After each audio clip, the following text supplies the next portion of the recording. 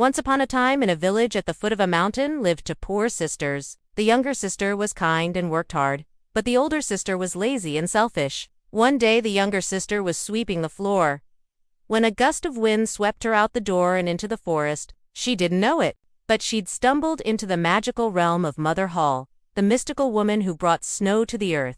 And Mother Holle lived at the top of that very mountain. As the girl walked up the mountain, she came across a little house made of bread. Smoke was coming out of its chimney, and the sweet smell of bread made her very hungry. Just then, the oven door opened, and a friendly oven said, "Hey, little one, if you can guess what I am, I'll give you some delicious bread." "You're an oven," said the girl. "Very well," said the oven. "You may have some bread." And as the girl sat on a nearby stone to eat, the oven gave her a warm loaf of bread wrapped in a red cloth. The girl continued on until she came across a beautiful white horse. "Oh, how I wish I had such a fine horse," she sighed. The horse must have heard her wish, because before she knew it, it was hers. She climbed onto its back and they set off together. Soon they arrived at a magnificent green palace made of ice.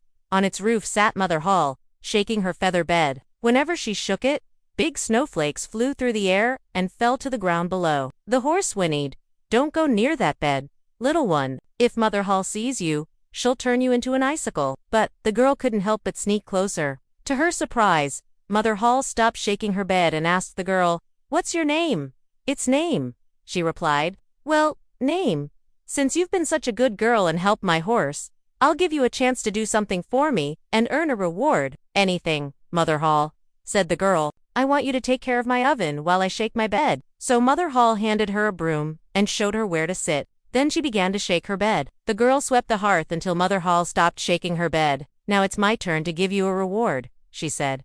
"What do you want?" "Oh, I'd like to have some bread from your wonderful oven." "Of course," said Mother Holle. She took the bread from the oven and gave it to the girl, who then ran away as fast as she could. She couldn't believe her luck. She'd earned beautiful clothes and shoes from Mother Holle just for helping out.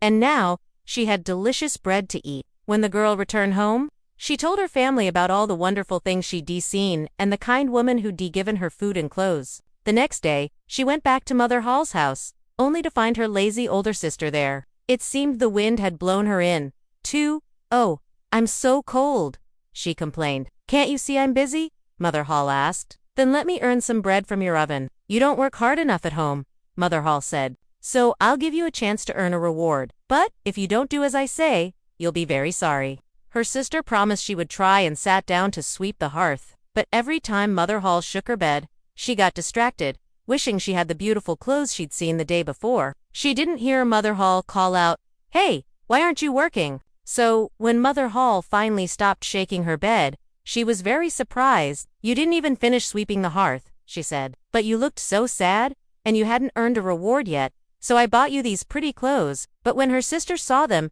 she became even more upset. "They're not nearly as pretty as the ones you gave her," she cried. "Oh, my silly girl," said Mother Holle. "Those clothes were only for her, because she was good and helpful. You didn't do anything to earn them." Her sister didn't want to hear this, so she ran out of the house and down the mountain. From far away, she could hear Mother Holle calling out, "Hey, come back here. Your reward is waiting." But she kept running until she reached the edge of the woods and collapsed on the ground.